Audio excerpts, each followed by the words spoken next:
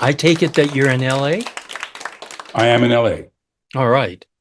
As you may know or may not know, I'm a psychologist in addition to being very interested in music. And one of the things I like to do is, like a good psychologist, try to find out a little bit about your background, including, for example, where you were born and that kind of stuff. So, where were you born? I was born in New York City, born and raised. I spent a fair amount of time during my childhood in more rural places like the Berkshires in Western Massachusetts. I went to school, I went to Cornell and then eventually Eastman in upstate New York. Um, so I consider myself not fully a city boy, but mostly. I moved to Los Angeles in 1994 to start teaching at UCLA, and I've been here ever since. Were your parents interested in music? Well, my mother had studied piano, I think mostly as a young adult, in part of her childhood as well. I have singers on both sides, not professional singers, but people who've done a lot of singing. I have a first cousin once removed who was a contemporary composer of musicals. So there's interest in music and some professional music in my family, but it wasn't really the case that either of my parents were musicians. What did they think about your interest in music? Well, my mother, who's still alive, she was a painter and a sculptor, an artist. So hard for her to say can't go into the arts. My father is a lawyer, and I thought that I was going to be a lawyer. When at my 18th birthday, I had been studying bassoon for 4 years and had gotten very good at it. For my 18th birthday, my father got me a quite good bassoon.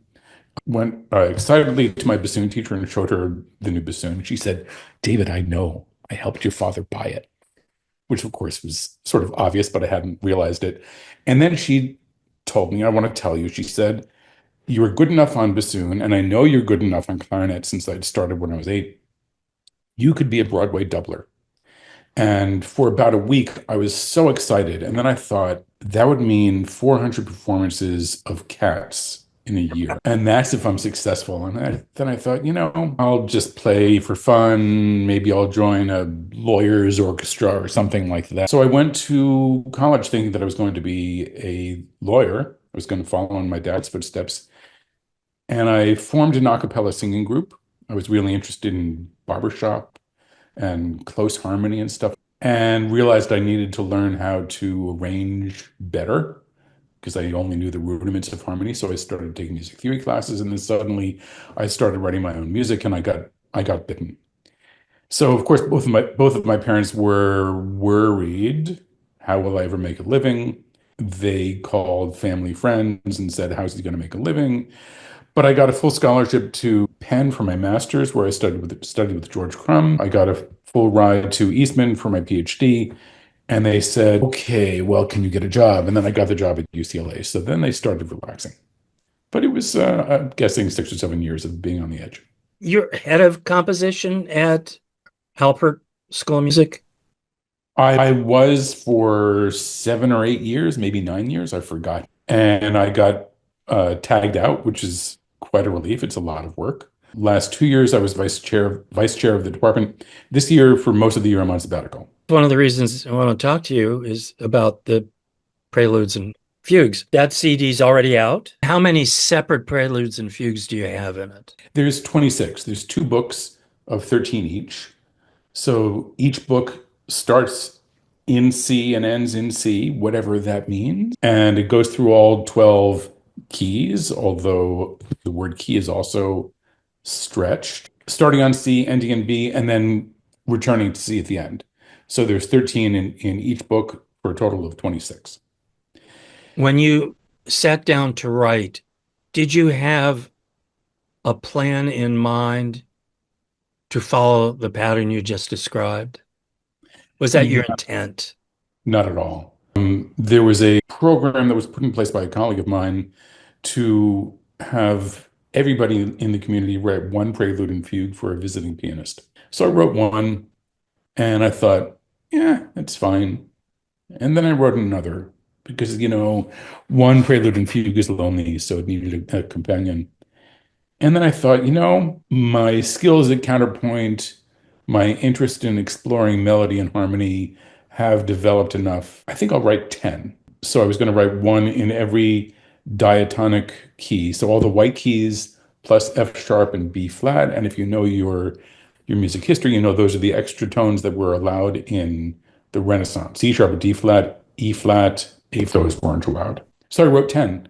And then I said, I still have more to say. So I turned it into that complete cycle of 13. So, once I started on the set of 10, I was thinking about Bach. I was thinking about proceeding through the scale, although not exhaustively. Once I had 13, and then I wrote the second book of set of 13, I was thinking more encyclopedically, like Bach. All right. But at the outset, it was not. So when you were writing one of the 20 some, did you sketch it out before you wrote it, or did it develop organically? Or did you have rules that you knew you were following, maybe after the fact? Maybe you didn't know it while you were doing it, but did you discern a pattern after that? For the most part, no. There are some pieces that show their influences more clearly than others, and certainly Bach is one of the influences. So is Messiaen, 1960s New York avant-garde, some minimalism.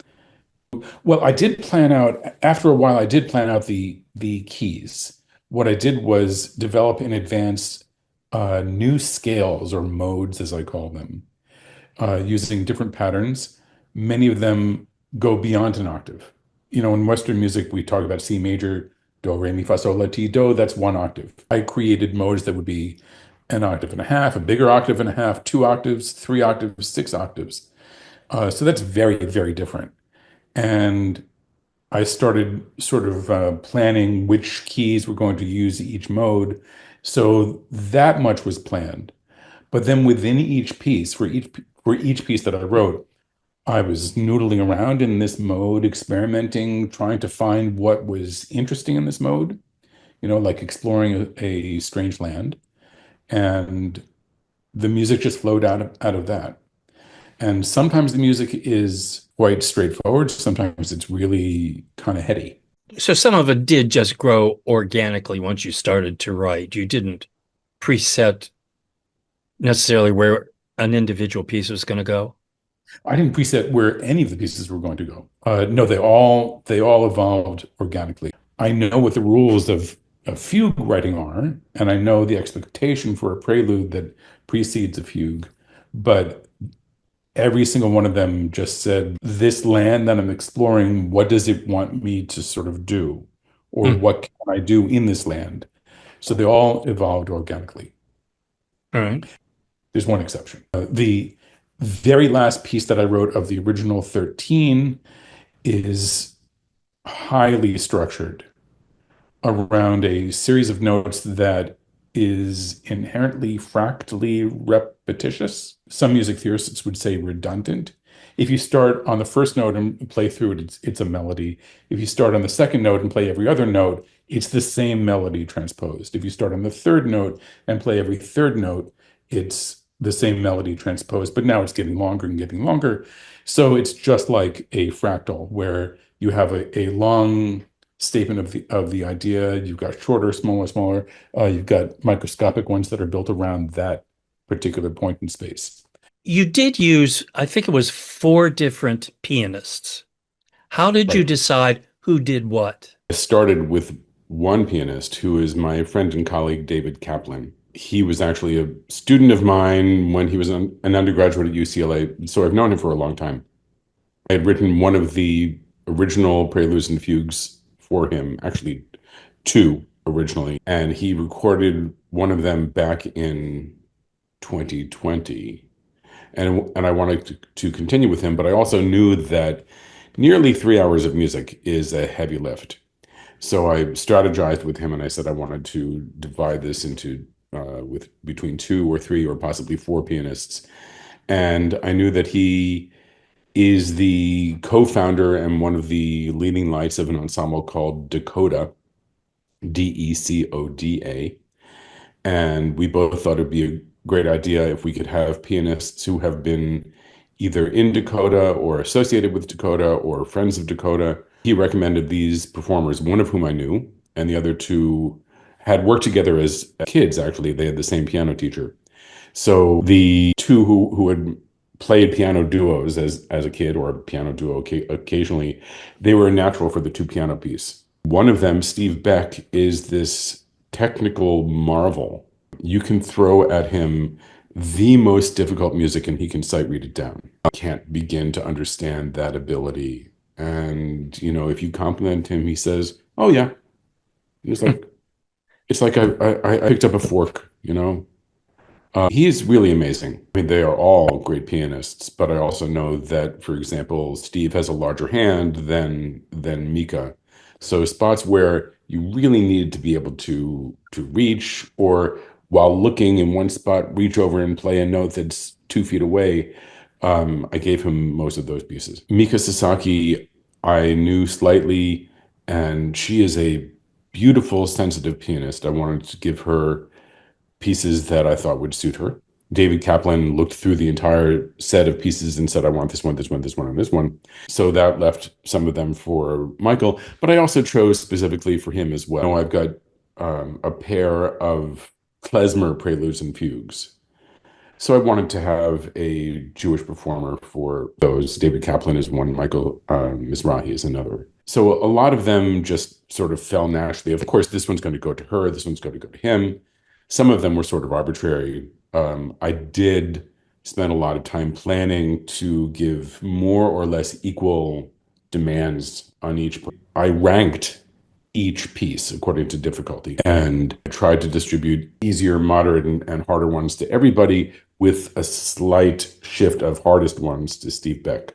So that was basically the All approach. right. Over what period of time did it take to do the recordings? With one small exception, it was a 5-day period, May 20 to May 24. So I did them like that. I recorded about 5 a day. The one exception was the second klezmer Prelude and Fugue, the one that begins with singing.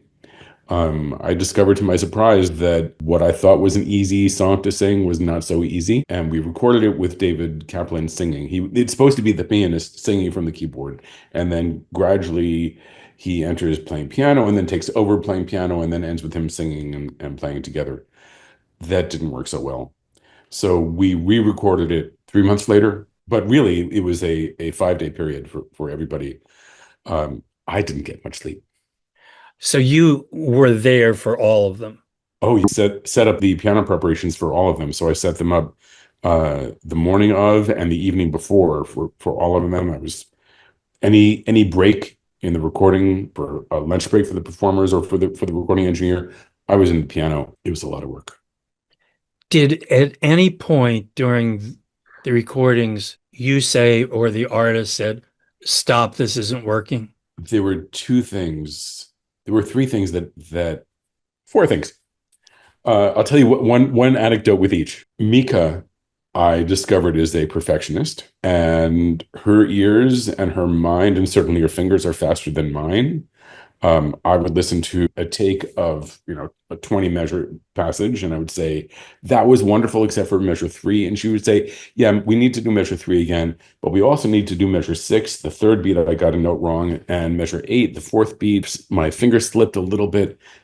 I didn't even hear these." So she demanded that I keep going. So far from saying stop, she said, "Keep going, another." That was one anecdote. Another anecdote was, along with gauging the difficulty for each piece, I also guessed how long it would take to record each piece. And my estimates were pretty good on the whole. But I would get into the studio with Steve Beck, allocating an hour and a half for the prelude and an hour for the fugue, or whatever it was. And 20 minutes in, we had 3 takes and they were all perfect. And I would say, "Oh," and he'd say, "Yeah, okay. Should we move on?" So he said stop only because it was done. Michael Mizrahi, I gave him some of the weirder prepared piano pieces. Not that the music's weird, but that if you practice it on a piano without preparations, what's in your ear is completely different from what is going to happen. So there were moments during the recording session when he would play and then he would give me this look that was sort of like, let me see if I can get it. And I could never figure out. It took me a long time to figure out, is he thinking that I'm crazy? And then finally he made clear, this is so much cooler than I thought it was. So sometimes we had to sort of go slow with some of his prepared piano pieces because he had to adjust his ears, but he also had to adjust the touch. You know, if you hit that note with this force on a regular piano, it's going to ring for this long, and the same force on the same note on the same piano with all of this weight on the strings is going to react very differently. So we had pauses during the recording sessions when he would practice and readjust his ears, readjust his touch. But it's not like he said, stop, stop. David Kaplan is a person who will never perform a piece the same way twice. It's sort of wonderful. If you go to 5 recitals of the same program, you'll hear a different recital each time. But that meant that my head was sometimes spinning, and I would say, well, that was too long, and this needs to be brought out a little bit more because I've got my idea of what's going on. And so I sort of overloaded him sometimes with feedback. And he would say, let's do it again. Stop the feedback. I'm going to focus on correcting that. And then if we need to do it again, you can give me more feedback later. So that was sort of a tapping on the brakes, but not a stopping. In fact, nobody at any point said, stop, I can't take it. But I was also very, very careful and very considerate. Nobody recorded 3 pieces in a day. And for the more difficult pieces, if they were recording 2 difficult pieces in a day, there would be a break in between them when somebody else would be recording 1, 2, or even 3 pieces. Somebody might come in the morning and then back in the evening. It was a packed recording schedule, but it wasn't one of those 12 hours in the studio for one pianist. It wasn't like that at all. Where was it recorded again? UCLA Recording Studio. Did you participate in post-production? Basically was the post-production. Listened to all of the takes and planned the edits. I made rough edits on my laptop on this computer that I'm talking to you on, just to make sure that they would work together, that there wasn't some spot where the resonance got cut off in the next take. And if there was, then I would change my edits. Plan that all out. Then I went to a recording engineer or a couple of recording engineers, and we did those edits. Then I made a list of all of the noises that had to be removed or adjusted. And about half of that work I did myself, and about half of it I did with a recording engineer. Then the post-production, a little bit of reverb, noise reduction, reverb. I was there for it, listening, but that's beyond me. This kind of refers way back to the beginning of our interview. I asked what instruments you played. You said you played the bassoon. Do you play the harp? No. I saw a picture of you on the internet with the harp. Right. Yes. I like that photo of me, so I've used it, but it's created some problems. So the story is, so first of all, what instruments do I play? I play clarinet, bassoon, and piano. I don't really play piano well. If you watch the video of Prelude number 12 from the second book, you'll see that I join at the very end of the, not Prelude, the fugue. I move into the camera at the very end of the fugue and add this bass line. It's like the pianist has been playing a klezmer piece, and then at the end, everybody else says, "Hey, a klezmer is an ensemble piece," and they join in and play. I join in as the bass player, so I add a bass line for 35 seconds of music, and that's about a good amount of music for me to play on piano. More than that, I'll get really nervous. But when I was in my master's program at Penn, I was studying with George Crumb. I was taking lessons with a undergraduate student at Curtis. I was taking piano lessons because I knew that my piano skills were inadequate. And she would not accept money, so I paid her with a composition. She was a pianist, her roommate was a harpist, and her roommate's boyfriend was a vibraphonist. I said, I will write a trio for the 3 of you. So I did. And I finished it around the time that they all graduated and moved on, so it never got performed by them. But shortly after, there was announced this big competition for music for harp in Japan. It was sponsored by the prefecture of Fukui, which is where their harp manufacturer is based. And it was an international competition for composers, a national competition for harpists, international jury for harpists, a national jury for composers. And the idea was that each composer's piece would be paired with one of the harpist finalists. So I went and I worked with a harpist, and she was amazing. And they played this spectacular performance of a really beautiful piece of mine, but extraordinarily difficult for the harp. The composition jury did not have a harpist on it. They loved my piece. They gave me first prize. When it was announced at the closing ceremony that I had won first prize, all of the members of the harp jury were staring daggers at me. They were ready to kill me because I had written something that was so difficult and really not very idiomatic. And I thought, oh, having won a competition for music for harp, maybe I really should learn how to write music for harp. So I spent much of the next 10 years at least learning how harp works and playing a lot of air harp. So harp is the difficult instrument. You have to put your finger on the string and then pull it. So it's not just hit it. It's place, pluck, place, pluck. So it takes a level of coordination that you really need to practice. It doesn't come like doesn't come like second nature. But I spent so much time living and breathing harp that I'm the best air harpist in the world. Does that make sense? So no, I don't play harp, but I can look at a harp score and say, yeah, this works. Who did you write all of the preludes and fugues for? What was your intent? Did you want somebody to be able to play all 3 hours of it in one sitting, or Yeah, well, it's a good question. And I don't know that I have the answer yet. You do occasionally find pianists who will sit down and play both books of the Well-Tempered Clavier in one concert. Occasionally means actually rarely.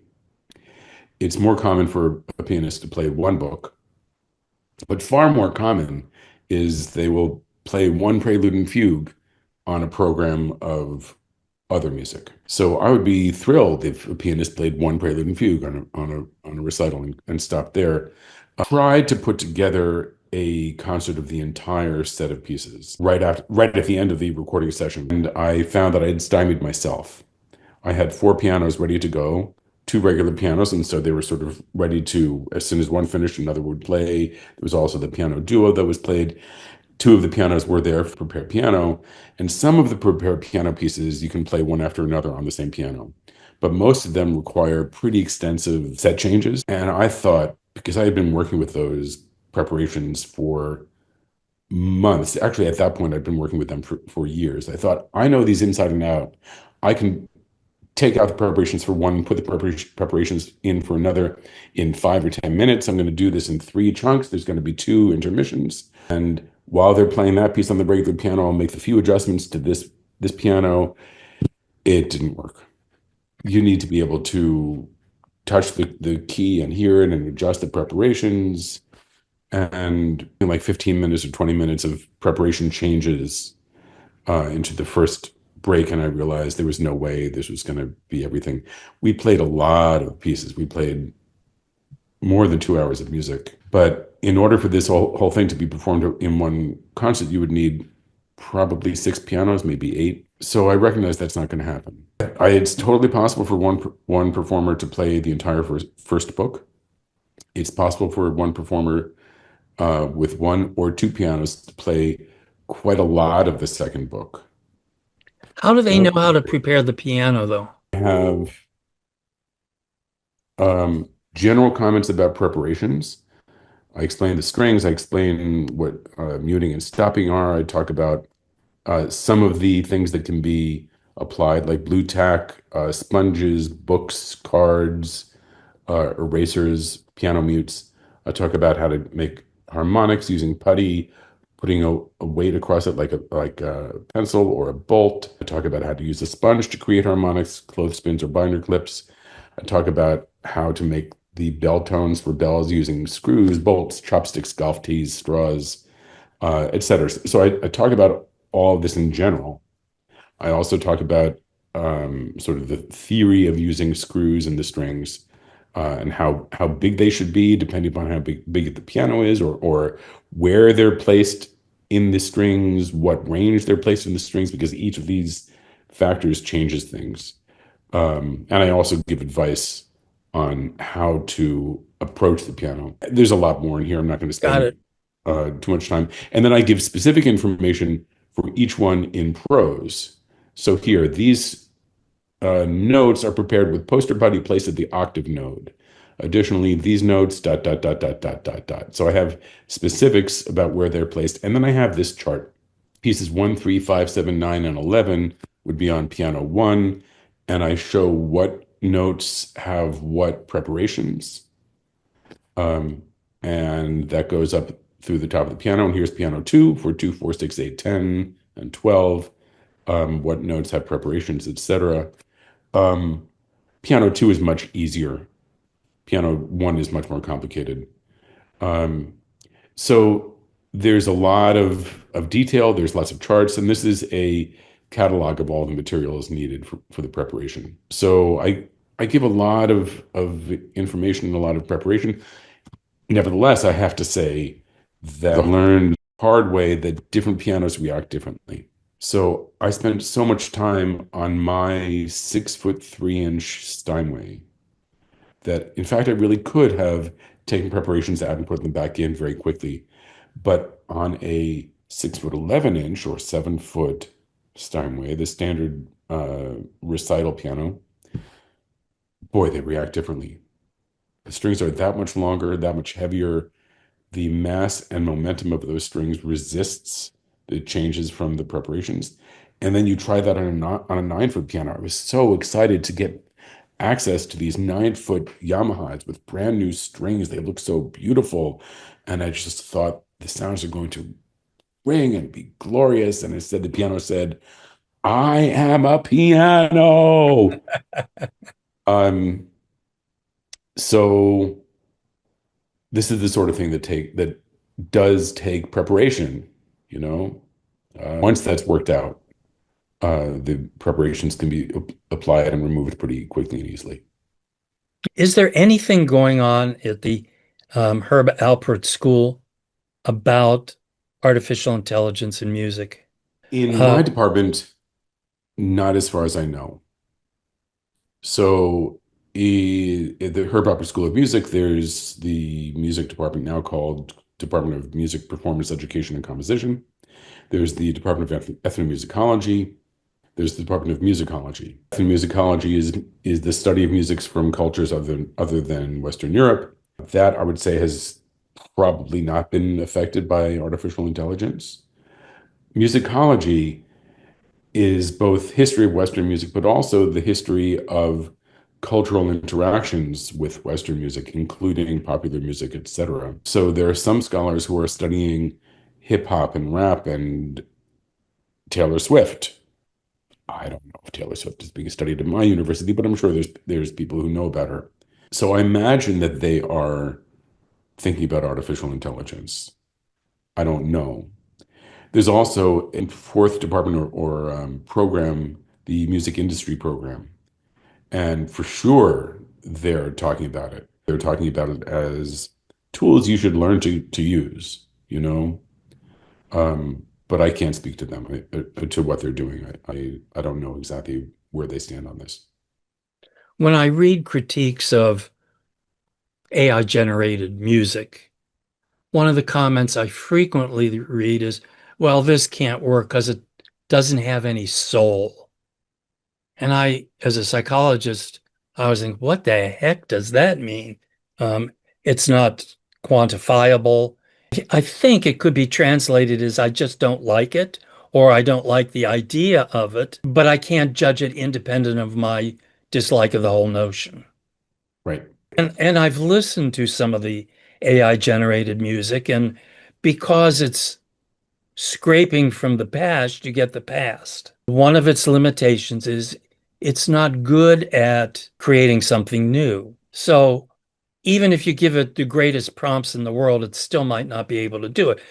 That's not a knock on artificial intelligence because it continues to evolve and it will get better. But to some degree, it's also a knock on our ability to describe verbally what we wanted to create. It's very difficult for us to describe sound. Right. Like it's very difficult to describe smells. Right. We're not real good at that. And I'm kind of in some ways answering my own question, but some of those limitations of AI music compositions are in fact our own limitations in telling somebody else to do something. That may be so. I know tiny bit about AI popular music. I know about this band that broke the top 40 or something, which doesn't exist. The band and the songs are all AI Right. created. The sounds are AI created. And I think there's several levels of problems with that. The first level is that before they create the music, they also create text. So all of the problems that there are creating an AI song lyric are then going to be compounded and reverberate all the way through the song. If you've got an inane lyric, it doesn't matter what the sound is like, it's going to be an inane song. But then furthermore, this is performed by AI, performed, and AI won't necessarily understand how a human being would react to that chord with that lyric at that moment. So the thing about art is that we create, there's constant feedback loops. Let's say I use a formula. Let's say I'm a pop composer and I use some sort of formula, whether it's a specific formula or a vague formula, to create a song. And I play it back. There's a feedback loop that says, you know what? I want to intensify that chord here. I want to intensify that chord because that's underlying the word you, right? And so you add a little dissonance, or you make the spacing close, or you move the bass farther down. So it changes it. And once you do that, maybe the second time you play that moment, in the next chorus, you go boom in the bass rather than just boom, because there's a feedback loop and you want it to build. And AI does not respond to itself in the same way. There's no feedback loop. If AI created a basic song with lyrics and music and gave it to a good singer-songwriter to edit and to change the words and to say, we're not going to say flew, we're going to say, I went to you, right? In that third line, that might change everything.